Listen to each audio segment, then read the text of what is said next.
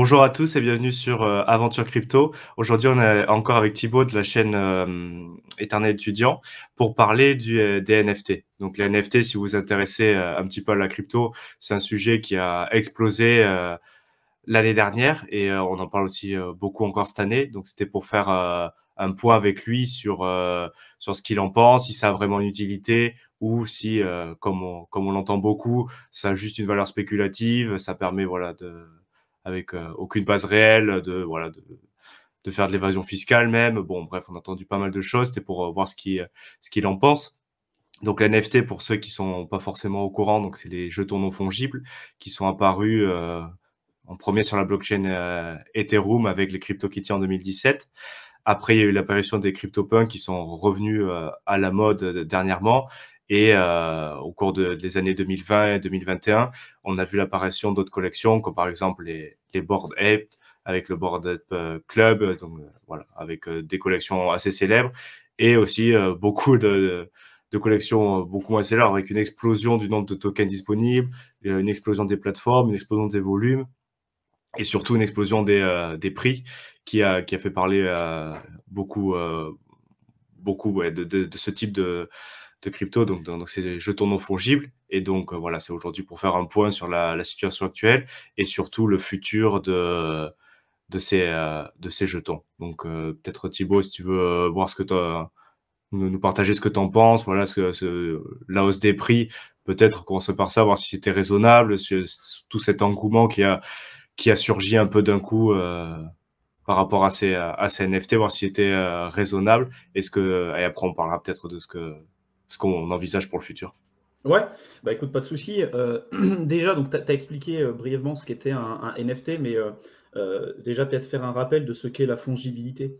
Parce que peut-être qu'il y a Mhm. certaines personnes qui nous regardent qui ne sont pas trop familiarisées avec ce genre de termes.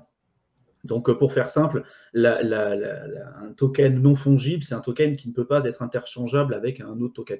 Il est unique et grâce au phénomène blockchain, on est capable de montrer qui est le propriétaire et puis, pour le coup, combien on va avoir de ce genre de NFT en circulation, etc.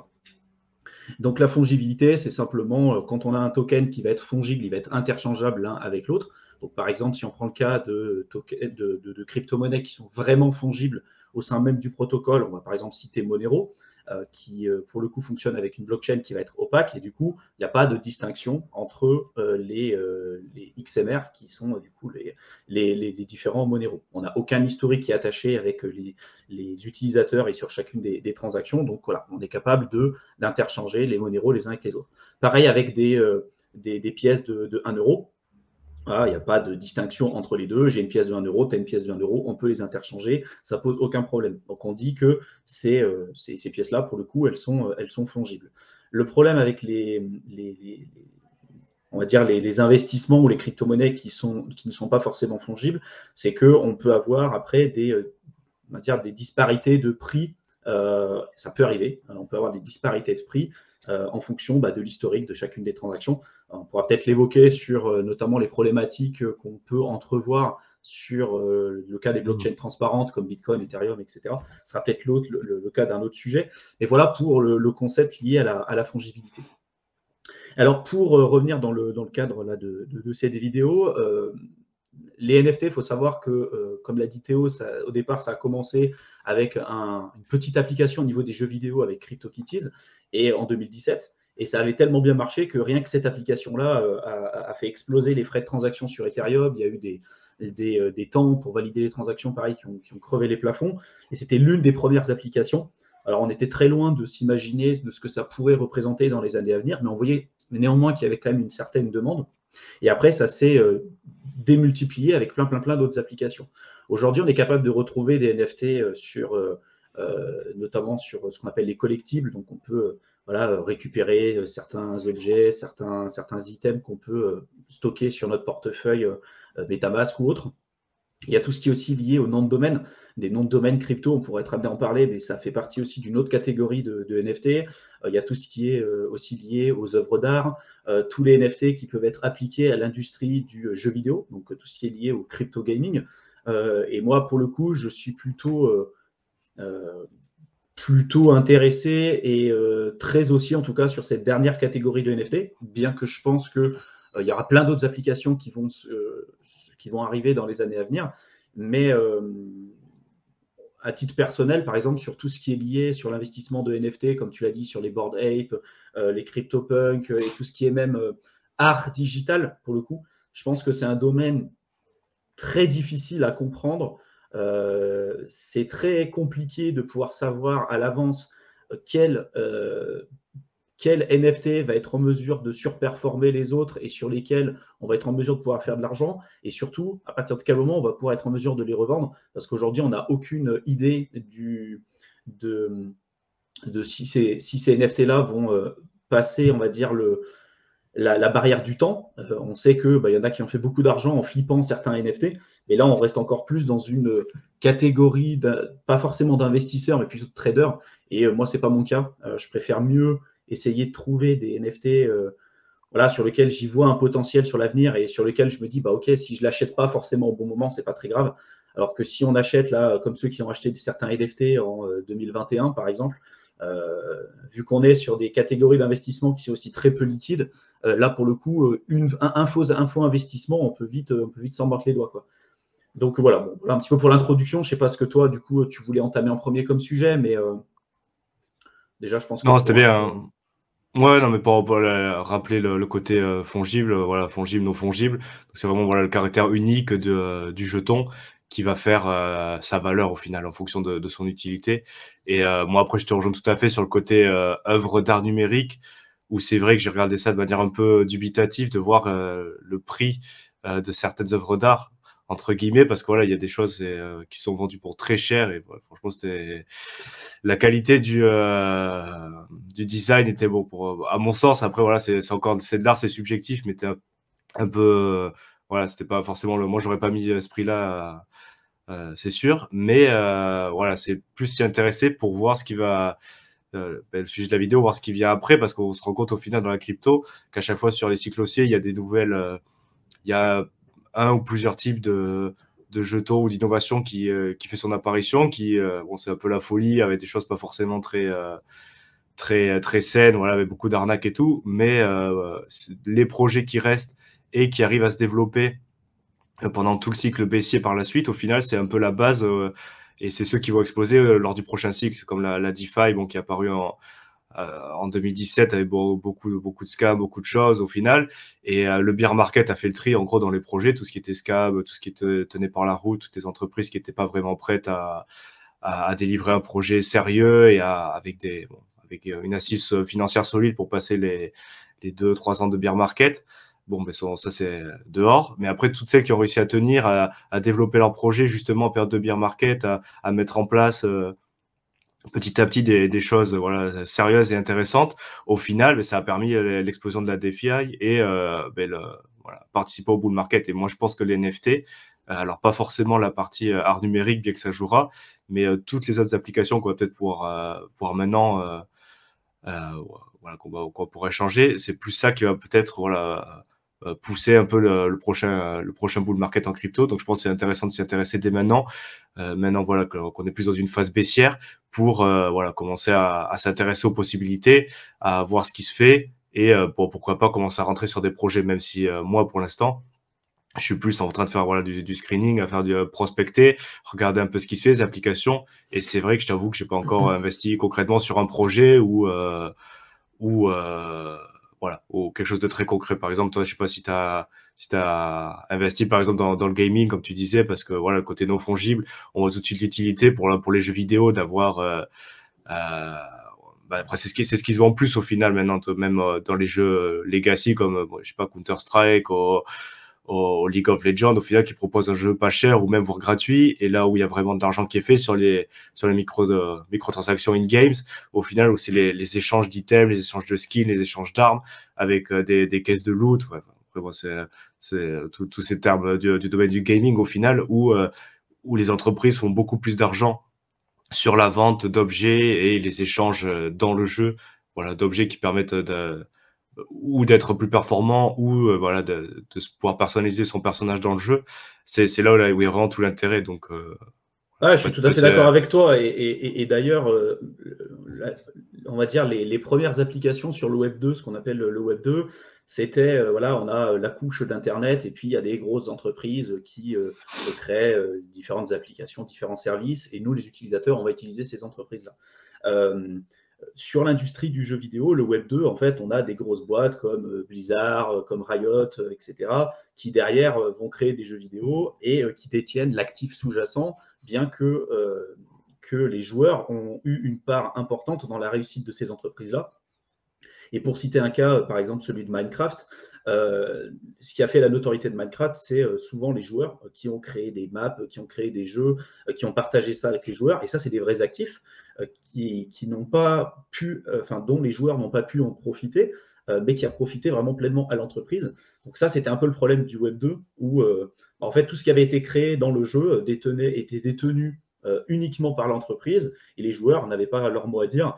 Si demain, voilà, je sais pas, le joueur fait n'importe quoi ou peu importe, il dit quelque chose qui ne rentre pas dans les conditions d'utilisation du jeu, il se fait kicker de la plateforme et puis il n'a pas son mot à dire, quoi.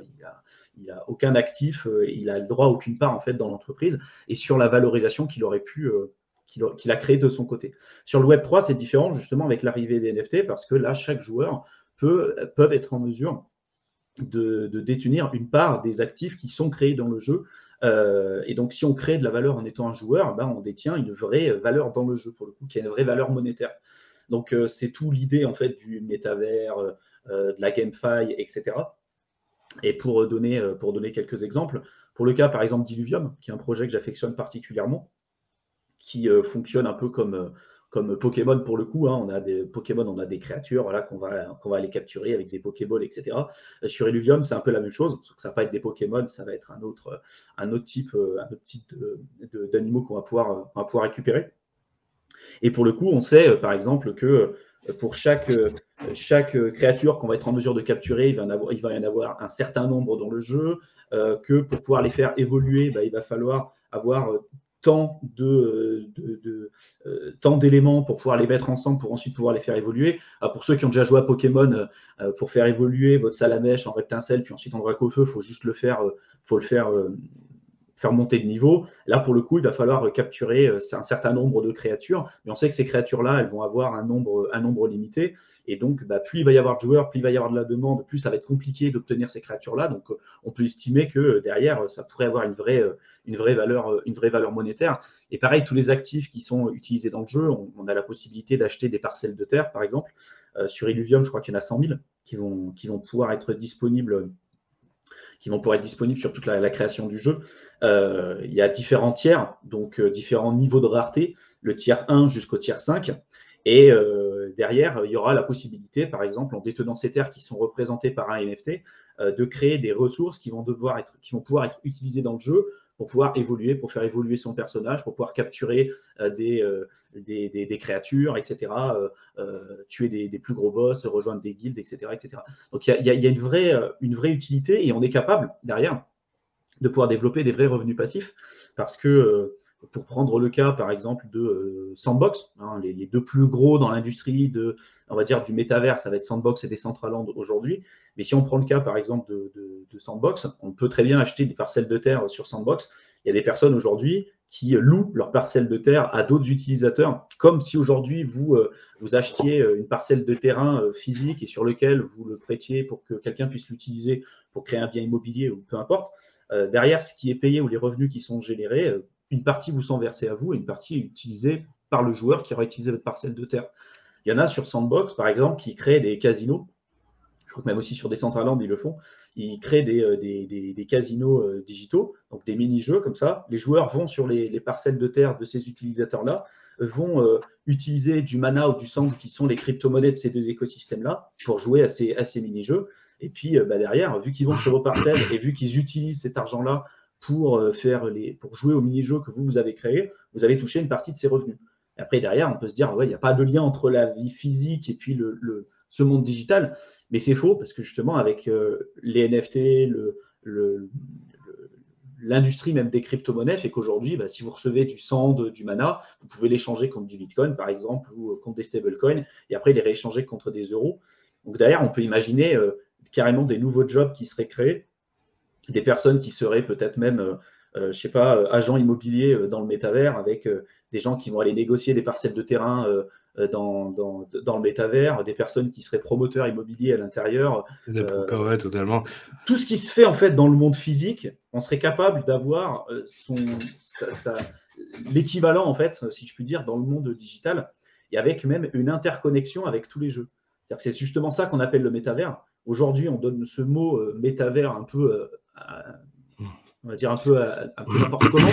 On va dire le métavers à proprement parler, tel qu'on peut le concevoir, aujourd'hui, ça n'existe pas. Il n'y a pas une entreprise qui serait capable de concevoir un métavers, parce que le métavers, en fait, c'est le lien avec tous les jeux vidéo, et c'est on va dire un nouvel actif qui serait détenu non pas par des entreprises, mais qui serait détenu par ses utilisateurs.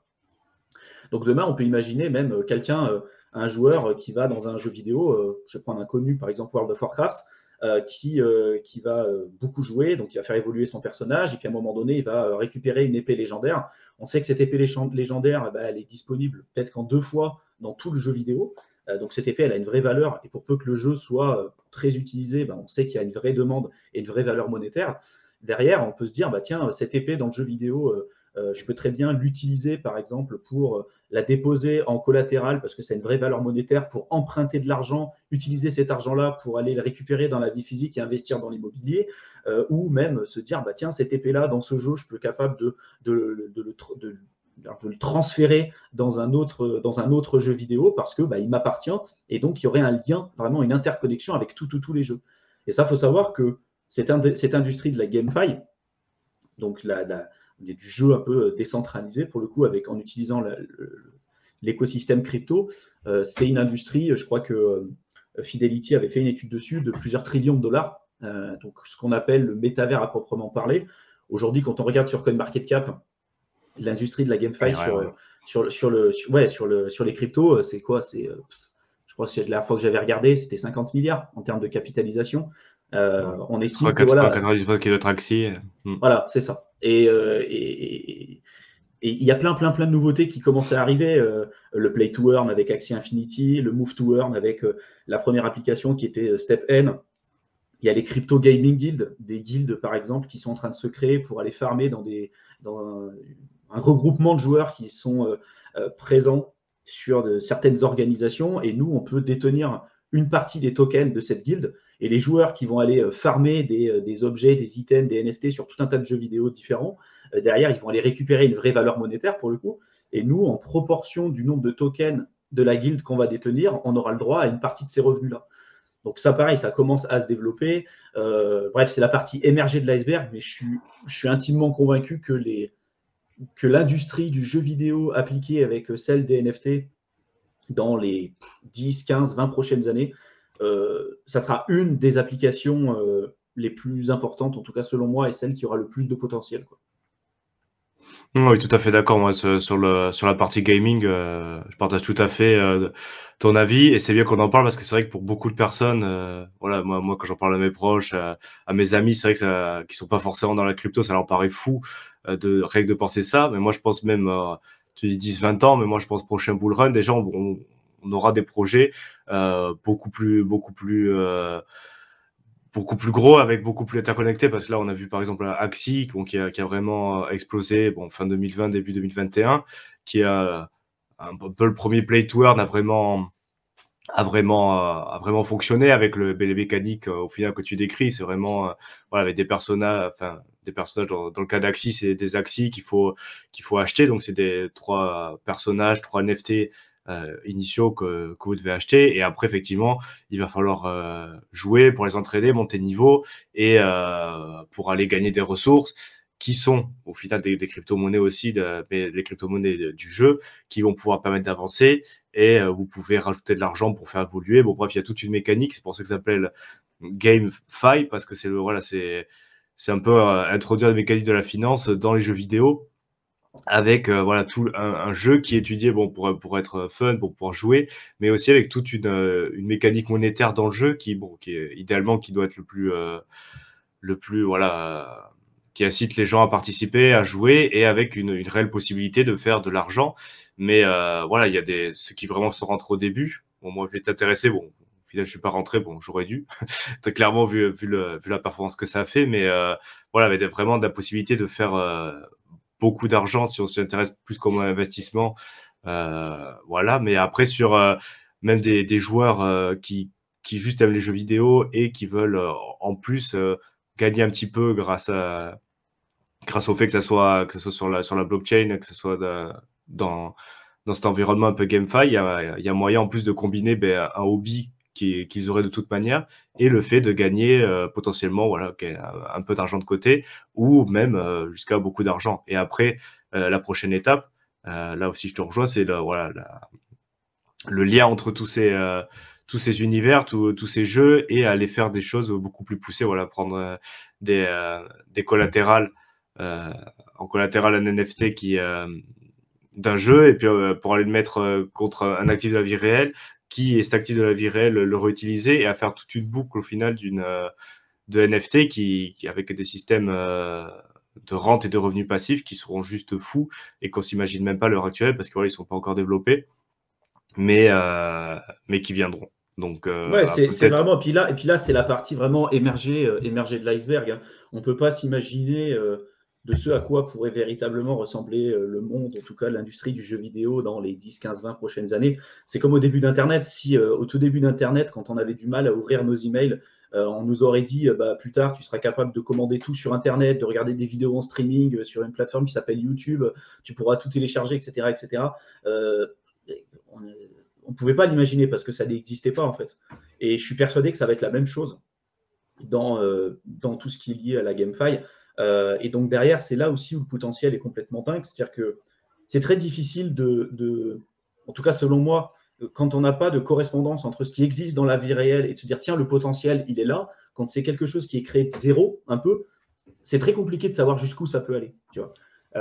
Quand par exemple on compare les performances un peu du Bitcoin, on dit tiens, c'est l'or digital, bon bah voilà, on dit bah l'or, il a à peu près quel type de market cap? Bon bah tiens, si le Bitcoin atteint le market cap de l'or, il représente à peu près telle valeur par Bitcoin, tu vois. Bien qu'on sait que ça a des atouts supplémentaires par rapport aux métaux précieux, par rapport à l'or, et que il y a plein d'avantages à utiliser le Bitcoin et il y a plein d'atouts à avoir du Bitcoin plutôt que de l'or.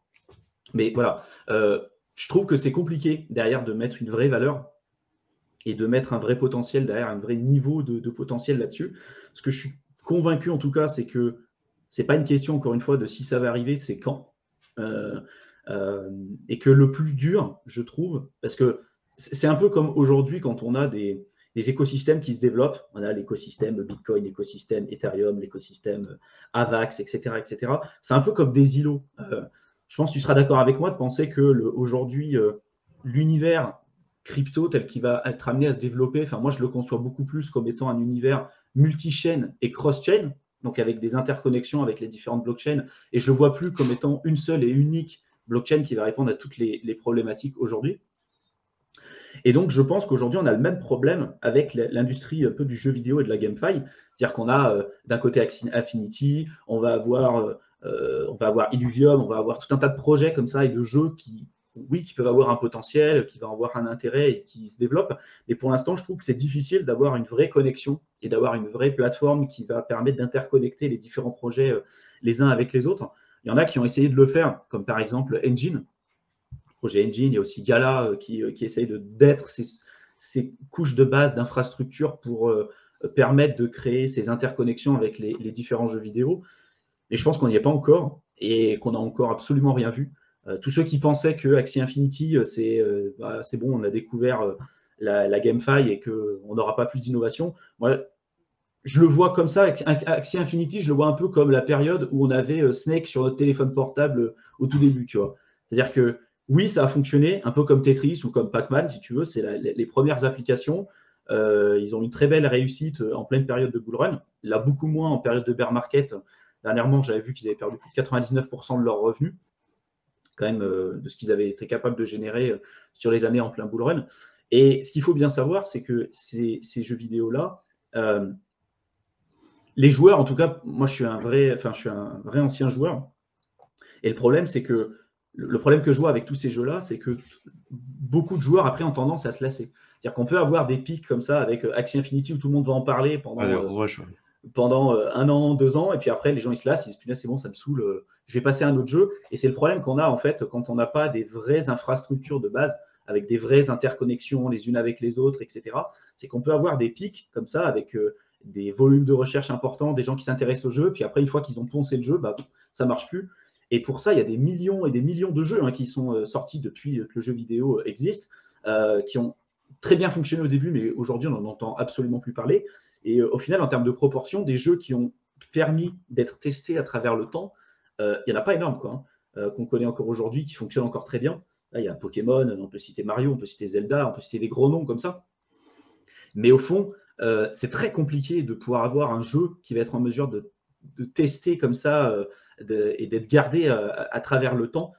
Et c'est là aussi où je vois le risque. Je vois vraiment le potentiel des NFT appliqué avec l'industrie du jeu vidéo, mais je vois aussi un risque important. Parce que c'est pas parce qu'aujourd'hui vous achetez, par exemple, je sais pas, des parcelles de terre sur Sandbox, sur des Decentraland, aujourd'hui vous pouvez très bien les acheter, et puis les revendre, les flipper, etc., pour vous faire de l'argent. Mais c'est pas dit que ces projets-là sont encore là demain, bien qu'ils soient intéressants et bien qu'il y ait des choses à faire, encore une fois. Mais on n'a aucune idée du jeu qui sera là et qui va pouvoir permettre d'unifier tout ce qui se passe. Je pense que c'est très compliqué, tu vois. Donc, moi, ce que je recherche avant tout, c'est de trouver des couches de base sur lesquelles on va être en mesure, un peu comme sur Ethereum, hein. On a une couche de base qui est Ethereum, au-dessus, on va créer des applications décentralisées, mais la couche de base, ça reste Ethereum, tu vois. Je ne peux pas forcément me tromper en me disant qu'aujourd'hui, la plupart des innovations qui sont faites, que ce soit les NFT, que ce soit la finance décentralisée, que ce soit toutes ces choses-là, à la base, ça part d'Ethereum, tu vois. Et après, d'autres écosystèmes comme celui de Solana, Avax, et puis tout un tas d'autres. Mais c'est comme EVM, c'est Voilà. Ethereum Virtual Machine. Mais si c'est pas Ethereum Layer 1, c'est quand même. Ils l'utilisent après de leur côté, et puis en général, ils vont avoir des frais de transaction plus faibles, et puis quelques changements qui vont faire que c'est peut-être plus intéressant de les utiliser chez eux. Mais voilà, la couche de base, ça peut rester Ethereum. Et aujourd'hui, ce que je vois encore, hein, tout ce qui est lié au Move to Earn, le Play to Earn, les crypto gaming guilds, etc., tout ça encore aujourd'hui, c'est en train de se développer plus sur Ethereum. Et moi, ce que je recherche, c'est vraiment une application de base. Peut-être que s'il y en a d'entre vous là, qui regardent la vidéo, qui ont des idées de ce à quoi pourrait ressembler cette couche de base et des types de projets comme ça qui répondent à ces obligations, n'hésitez pas à nous en faire part dans la section commentaires. Mais aujourd'hui, si tu veux, c'est plus ça que je recherche plutôt que d'essayer de timer, tu vois, un jeu, parce que c'est quand même compliqué, quoi. Je le vois un peu comme le hand spinner, tu vois. Genre, tout le monde parlait du hand spinner, le truc qui tournait là, que tu avais dans les mains, et puis 1 an après, ça marchait plus. Et ben, c'est un peu ça. C'est-à-dire que tu peux avoir une euphorie avec des jeux qui sont hyper bien faits, qui vont répondre à tous les critères et tout, mais tu sais pas ce que ça va donner dans 1 an ou 2 ans, quoi. Peut-être que tes parcelles de terre, les parcelles de terre ou les items que tu as dans un jeu sous forme de NFT, ils ont véritablement de la valeur que si, et uniquement à partir du moment où il y a des joueurs qui s'intéressent à ce jeu, qui restent dans ce jeu, où il y a une vraie économie qui va se développer. Si derrière, au final, les gens au départ s'y intéressent, mais qu'après, il n'y a plus personne parce qu'il n'y a plus d'innovation et plus rien, tes NFT auront plus de valeur, quoi. Et un autre point aussi que je trouve très intéressant, dans tout ce qui est lié à la crypto gaming, c'est que les joueurs ils vont pouvoir toucher du coup une partie des revenus aussi qui sont générés par, on va dire, le jeu en question. Je vais reprendre le cas d'Illuvium, par exemple. Si on a le token qui s'appelle ILV, on sait qu'il n'y en aura que 10 millions en total en circulation, il n'y en aura pas plus. Et d'ailleurs, la tokenomics fait qu'en général, on en aura moins, il y en aura moins de 10 millions. Je ne vais pas forcément rentrer dans les détails. Et donc, aujourd'hui, si on s'intéresse à Illuvium, ils ont à peu près 12 ou 13 sources de revenus différentes. En tout cas, ils planifient d'avoir 12 ou 13 sources de revenus différentes. Et comme pour les crypto gaming guilds, en gros, plus on va avoir d'ILV qu'on va pouvoir staker, plus on va toucher une part importante des revenus qui sont générés par ce jeu vidéo. Donc derrière, forcément, la team, l'équipe et ceux qui travaillent pour développer ce jeu ont une partie de ces tokens-là, donc ils vont toucher une partie des revenus, mais le joueur aussi. Imaginez que vous aviez investi sur un jeu, je sais pas, je vais reprendre le cas de World of Warcraft, vous aviez le token de World of Warcraft et que derrière, une partie des revenus qui sont générés par World of Warcraft, vous, en tant que joueur, vous êtes capable de les récupérer parce que vous détenez le token de gouvernance de la plateforme en question, sans compter les NFT, sans compter tous les objets qu'il y a à l'intérieur, etc. Et ça, c'est un jeu. Imaginez après un écosystème qui va être interconnecté avec des échanges de valeurs, avec des jeux Aujourd'hui, on en connaît hein, des jeux comme League of Legends, des jeux comme Fortnite, etc., qui génèrent des millions, voire même des milliards. Je pense que c'est des milliards qui génèrent ces gens-là. Imaginez que vous pouvez toucher, vous vouliez toucher une partie de ces revenus-là. C'est juste, c'est juste complètement fou en fait quand on y pense. Ouais, c'est ça. Après, pour pas prendre trop de ton temps et essayer de clôturer la vidéo, c'est vrai qu'on a parlé beaucoup de GameFi, mais il y a aussi tout ce qui va se faire dans l'immobilier, dans le monde du sport. Voilà, il va y avoir la tokenisation. Au final, ça va être la base du Web3 avec des possibilités de faire des revenus passifs et voilà, d'investissement.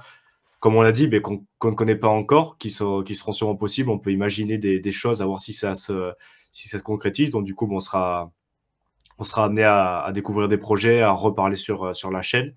Donc, peut-être avant, pour clôturer la vidéo, Thibaut, si tu veux dire ce que tu fais toi de ton côté, présenter ta chaîne.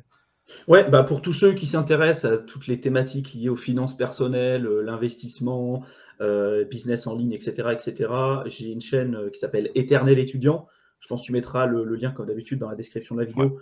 Voilà, donc n'hésitez pas à vous inscrire. Il y a beaucoup de contenu là-dessus. Donc, si c'est des thématiques qui vous intéressent, n'hésitez pas. Voilà. Et si vous voulez plus de vidéos comme celle-là où on parle, on échange librement sur des sujets crypto ou autres, mais n'hésitez pas à vous abonner à cette chaîne. Et bon, on vous laisse et on vous retrouve sur une prochaine vidéo. Merci, au revoir. Salut à tous.